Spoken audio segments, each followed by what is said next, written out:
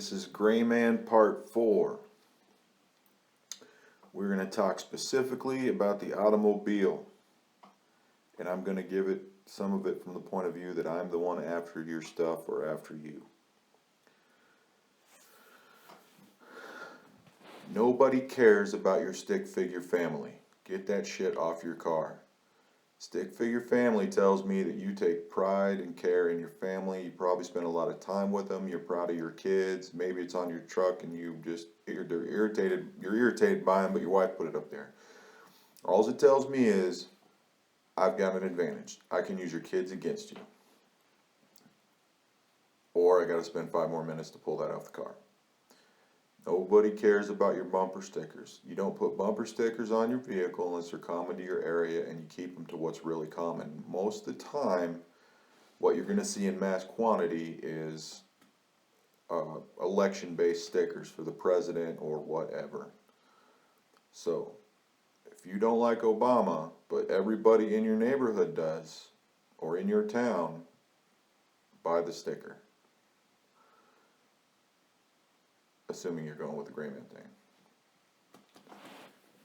Use the stock rims or very common ones. Don't buy fancy chrome and all this other stuff or spinning rims or whatever if it is not common to your area and that type of vehicle. If you buy new tires, if you don't like the stock tires, buy something common, safe to use, that aren't crazy. So, if you're going Gray Man and you drive a Jeep Wrangler, some guys lift them a little bit, maybe they got a little bit bigger tires, but you all of a sudden throw an 8-inch lift and super swampers on there that nobody else has, or Bigfoot sized tires, you're going to stand out. Of course, you don't want that. Unless everybody's doing it. Basically, you got to follow the crowd and not be an original thinker. That's the idea you got to give across as a Gray Man with anything that can be seen by the public. If you're using an old, beat-up, crappy automobile that looks like crap, or has got paint that's worn off, or whatever, rusty, you know the vehicles I'm talking about. Don't put brand new tires on them. Buy good tires that are used, that you can get from a junkyard or a tire shop or whatever. If you buy brand new tires, especially if they're nice tires, and I see them on your car, I'm taking your car. I'm taking your car because the assumption I will have, even if I'm wrong, is that you could possibly have money or just gotten money to put that into your car. I also could think that because nothing's been done to the outside of the car, but you got these good tires on it, that the car is relatively safe, had work done to it, and it might even be one of those cars that looks like garbage. It's got that killer engine underneath, and I'm going to take it. If it turns out I'm wrong, your car's done for, because I'm probably not just going to leave it on the side of the road. Probably going to burn it. Headlights, taillights, smoked covered lenses on those things. Don't want to do that kind of stuff unless that is very, very common, or common to the type of vehicle you're using in that area. Some people buy those headlights that are blue, super bright daylight, you know, the kind that piss everybody off when they're on dim. Don't do that. That draws attention to you. Unless everybody's absolutely doing it.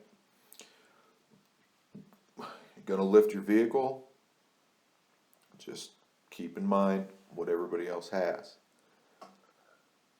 Now, let's look at the inside of your car and protecting your identity. Granted, the plate is there, unless you steal one.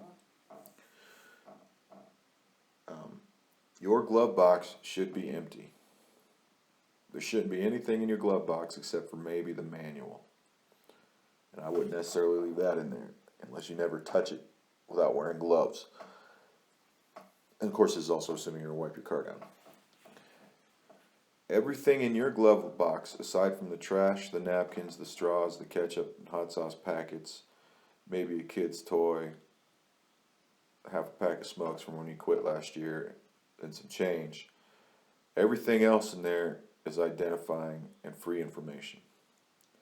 So all those service records, tire changes, oil changes, get that out of your car, put it in a notebook that you can keep relatively easily, even if they're just piled in there, so you know where they're at, so you can have them when you need them and they're out of your car.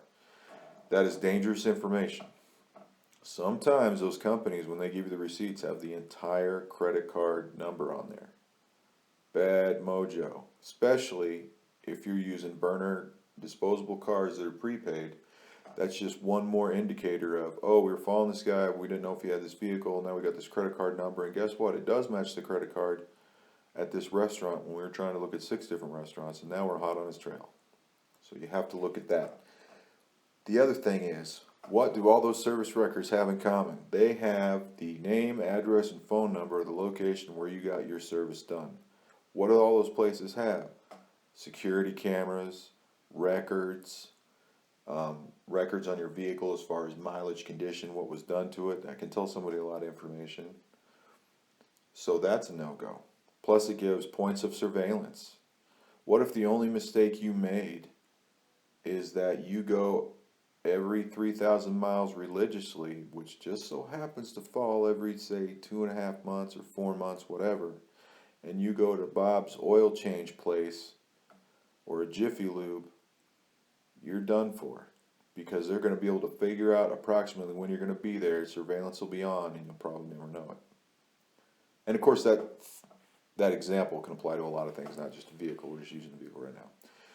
I know people that do not leave their insurance card and registration in their vehicle, that they carry it to their vehicle every time they drive. Some guys go so far as to leave it on their person, so that when they exit the vehicle to get a burger or pick up their mail, that if somebody jacks their car, their personal information isn't in there, because that has more business information.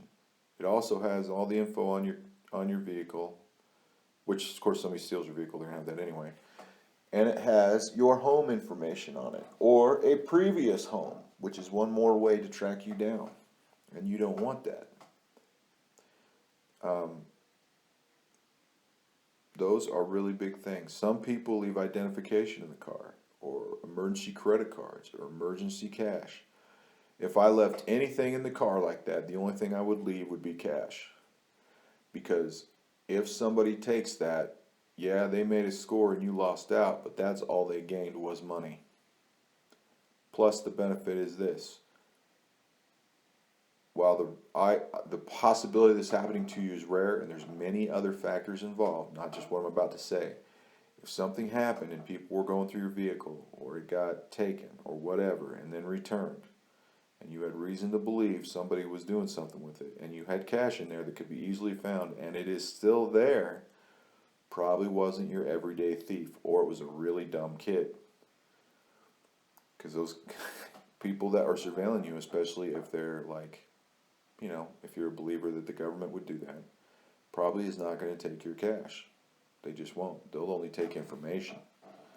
So unless you put your address on your $100 bills or your 20s, they're not going to go after it. Wouldn't keep fuel cans on your vehicle, with the exception of off-road vehicles, especially if they're anywhere around your area that people do that. Reason being, it's an attractor. First of all, their colors tend to be bright and contrast most of the vehicles are on. So that's an attention getter. God forbid you're on the run in a black whatever SUV with a 5-gallon bright fuel can strapped to the top of it. You'll be seen from miles away. Another attractor about it, it's free fuel. People will take it. If I see fuel, I'm going to take it. I might be a gray man on the run too. I'm jacking your fuel. Now, there's situations where you need to carry fuel, totally got it. Just a consideration that you should have about moving around. Any other items that you strap to the outside of your vehicle or tow are attention getters. They're at least attention getters by people that want free things or want to steal free things. But if you do carry stuff, or you do tow a trailer, or a small trailer for cargo, or a little teardrop, or a travel trailer, or whatever, I would suggest doing your best to keep everything that can be seen on the outside as clean as possible. It does a couple things for you. You're cleaning off all these dead bugs that we get on these long drives. Because when I see a vehicle with a lot of dead bugs in the windshields that just won't wash off when they're getting fuel and all over their grill and their headlights, I know that at a very minimum that day, they just drove a really long ways, if not on a long traveling experience. The other thing is, when you look or start looking, if you haven't noticed, at vehicles like this towing things, it's very easy to see, especially if there's a lot of dirt on stuff, and especially if the dirt's so heavy, there's handprints on pieces they moved around, that they have been out and about doing things, camping, traveling, whatever. But if you keep it clean, nobody knows if you just pulled out of your house or how far you traveled. You're giving that appearance.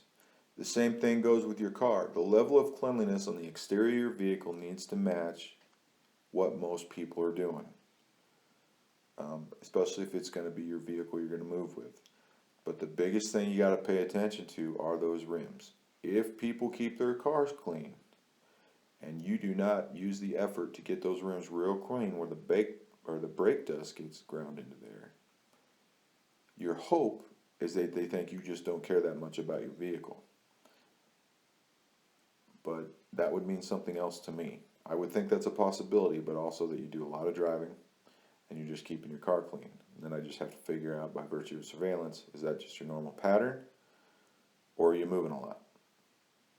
So you got to look at that. So there's a few things on your car you keep in consideration about. Take a look at that, make any adjustments you want, or at least write down the notes.